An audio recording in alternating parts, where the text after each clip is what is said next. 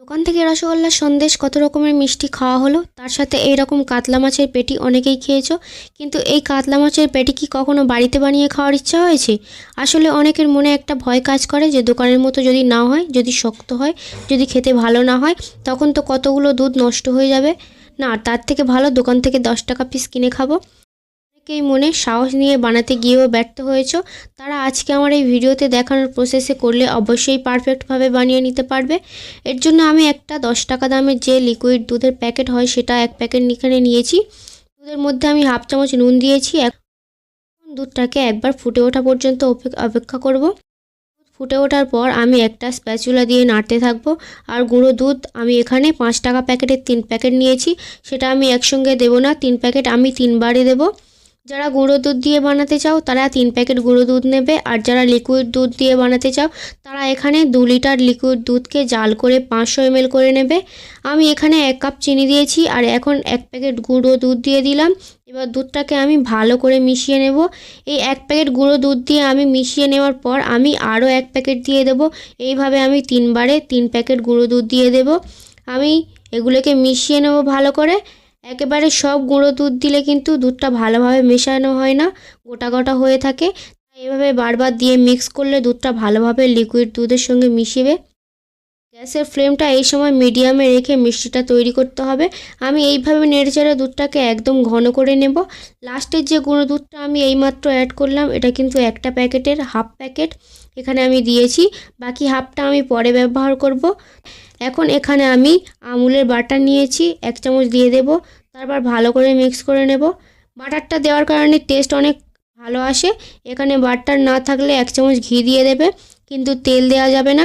দেখতেই পাচ্ছে দুধটা কেমন ঘন হয়ে আসছে, আর বাটারটা দেওয়ার কারণে দুধ ঘন হয়ে যাওয়ার পর এর কালারটা চেঞ্জ হয়ে যাবে।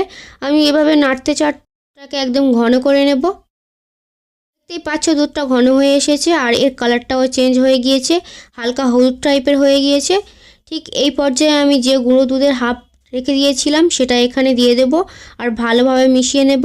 এই পর্যায়ে গুঁড়ো দুধটা দিলে এটা শক্ত হতে কিন্তু বেশি টাইম নেবে না, তাড়াতাড়ি শুকিয়ে যাবে। আমি ভালোভাবে গুঁড়ো দুধটাকে মিশিয়ে নিয়েছি। এখন প্যানের মধ্যে এটা 15 মিনিট এভাবে রেখে দেব। চাইলে ফ্যানের নিচেও রেখে দিতে পারো, এটা যাতে ভালোভাবে শুকিয়ে যায়। আমি এভাবে রেখে দেব 15 মিনিটের জন্য, যাতে দুধটার মধ্যে ভিজে ভিজে ভাবটা কেটে একদম শুকিয়ে যায়। দোকানে 10 টাকা পিসের মিষ্টি না কিনে যদি 30 টাকা খরচ করে অনেকগুলো মিষ্টি বাড়িতে বানিয়ে নেওয়া যায়, তাহলে দোকানে গিয়ে কিনে আনার দরকার কি। দুধটা শুকনো হয়ে যাওয়ার পর আমি হাতে একটু তেল মেখে নিয়েছি। এবার দুধটাকে আমি হাত দিয়ে চেপে চেপে এভাবে মেখে নেব, যাতে ডোটা একদম নরম হয়ে যায়। এরপর আরও একটু গুঁড়ো দুধ দিয়ে দিলাম, আবার আমি দুধটাকে এভাবে মেখে নেব, তাহলে এটা পারফেক্ট একটা ডো তৈরি হবে। এটা মিক্স করার পর আমার কাছে মনে হয়েছে এটা একটু পাতলা আছে, তাই আমি আরও একটু গুঁড়ো দুধ এখানে নিয়েছি। আমি এভাবে ডোটাকে একদম সফটভাবে মেখে নিয়েছি। এবার এই ডোটাকে আমি 3টে ভাগে ভাগ করে নেব। ডোটার একটা ভাগ হবে ছোট, আর দুটো ভাগ হবে বড়, সমান সমান। মানে ছোটোটা দিয়ে আমরা মাছের যে এখানে ডিম হয় সেটা বানাবো। তার জন্য মাছের পেটি বানানোর জন্য আমি দুটো বড় সাইজের লেচি কেটে নেব, আর ডিম বানানোর জন্য একটা ছোট সাইজের লেচি কেটে নেব। এবারে ডিমটা হলুদ বানানোর জন্য আমি এখানে সামান্য পরিমাণে হাতে একটু জাফরান পাউডার নিয়ে ছোট লেচিটাকে এভাবে মাখিয়ে নেব। বেশি দেওয়া যাবে না, নাহলে তিতা হয়ে যাবে। আর যাদের কাছে ফুড কালার আছে তারা ইয়েলো ফুড কালার এখানে 1 ফোঁটা দিয়ে দেবে। আমি যেহেতু খুব সহজভাবে বানিয়ে দেখাচ্ছি, তাই ফুড কালারটা এখানে ইউজ করিনি, কারণ সবার হাতের কাছে ফুড কালারটা থাকে না। এখন আবার আমি সব কটা লেচিগুলোকে হাত দিয়ে মুথে একদম সফট বানিয়ে নেব। এবারে আমি হাতে একটু তেল নিয়ে 2 হাতে ভালো করে মেখে নেব।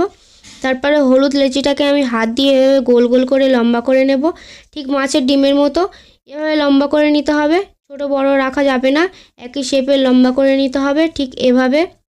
এবার এটাকে সাইডে রেখে দেব। তারপর একটা বড় সাইজের ডো হাতে নিয়ে এভাবে লম্বা করে নেব, কিন্তু এটা একটু মোটা শেপের হবে, ডিমের মতো পাতলা করা যাবে না। এটাকে সাইডে রেখে দেব। তারপর ওই একই রকমভাবে আমি আরও একটা বানিয়ে নেব। হাতের দিককে লক্ষ্য করলেই বুঝতে পারবে কাজটা আমি কিভাবে করছি। কোনো কোশ্চেন থাকলে কমেন্টে জিজ্ঞাসা করতে পারো, আমি বলে দেব। তারপর মাছের পেটি বানানোর জন্য আমি এদিকটা উঁচু রাখবো, আর একদিকটা একটু ফ্ল্যাট থাকবে, তাই আঙুল দিয়ে চেপে চেপে একদিকটা আমি উঁচু রেখেছি আর একদিকটা এভাবে বিছিয়ে দিচ্ছি। এদিকটা কিন্তু একটু পাতলা থাকবে, কারণ মাছের পেটি কাটার সময় ওপরের দিকটা পাতলা থাকে আর নিচের দিকটা একটু মোটা থাকে। ঠিক সেই রকম বানানোর জন্য আমি আঙুল দিয়ে এভাবে প্রেস করে ফ্ল্যাট করে নিচ্ছি। এরপর মাঝখানটা একটা আঙুল দিয়ে এভাবে নিচু করে দিচ্ছি, কারণ এখানে মাছের ডিমটা থাকবে। আমি একটা সমানভাবে বানিয়ে নিয়েছি, সেমভাবে আমি আরও একটা বানিয়ে নেব। যেরকম এটা বানিয়েছি ঠিক একই প্রসেসে আমি এটাও বানিয়ে নেব। খুব সহজভাবে বানিয়ে দেখিয়েছি। আর এরকম সহজ সহজ রেসিপি পেতে চ্যানেলটা সাবস্ক্রাইব করে রাখো, আর ফেসবুক থেকে দেখে থাকলে ফলো করে দাও। এভাবে মিষ্টি বানিয়ে আমার হাজব্যান্ডকে দেওয়ার পর সে তো আর দোকান থেকে কিনেই আনে না, বলছে দোকানের থেকে আমার হাতের মিষ্টি নাকি কাছে অনেক বেশি ভালো লাগে। তোমরা চাইলে তোমাদের পরিবারের মানুষদেরকে এভাবে বানিয়ে খাওয়াতে পারো, তাদের অনেক ভালো লাগবে। কথা বলতে বলতে আমার আরেকটা শেপে বানিয়ে নেওয়া হয়ে গিয়েছে। আমি মাছের পেটির ডিমটা এর মাঝখানে বসিয়ে দেব, লম্বাভাবে এভাবে বসিয়ে দেব। তারপর হাত দিয়ে একটু চেপে চেপে দেব। এখন হাতে একটু পানি নিয়ে মিষ্টির ধারে ধারে এভাবে লাগিয়ে দেব, এতে মিষ্টিটা আর খুলে যাবে না, পানি দেওয়ার কারণে আটকে যাবে। তারপর আস্তে করে এভাবে একটার উপরে আরেকটা বসিয়ে দেব। সমানভাবে বসিয়ে চারিদিকে একটু চেপে চেপে দেব, যাতে ভালো মতো সেট হয়ে যায়।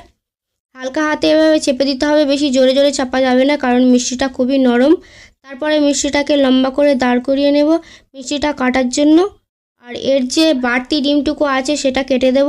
তারপরে মিষ্টিটাকে তুলে সোজা করে নেব। মিষ্টি কাটার জন্য আমি এখানে কোনো রকম ছুরি ব্যবহার করব না, কারণ মিষ্টিটা ছুরি দিয়ে কাটার কারণে মিষ্টির গায়ে একটা দাগ হয়ে যায়, যেটা দেখতে একদম ভালো দেখায় না। মিষ্টির নিচে থেকে সুতোটা দিয়ে ওপর থেকে এভাবে দুই দিকে টেনে মিষ্টিগুলোকে মাছের পেটির মতো পিস পিস করে কেটে নিচ্ছি।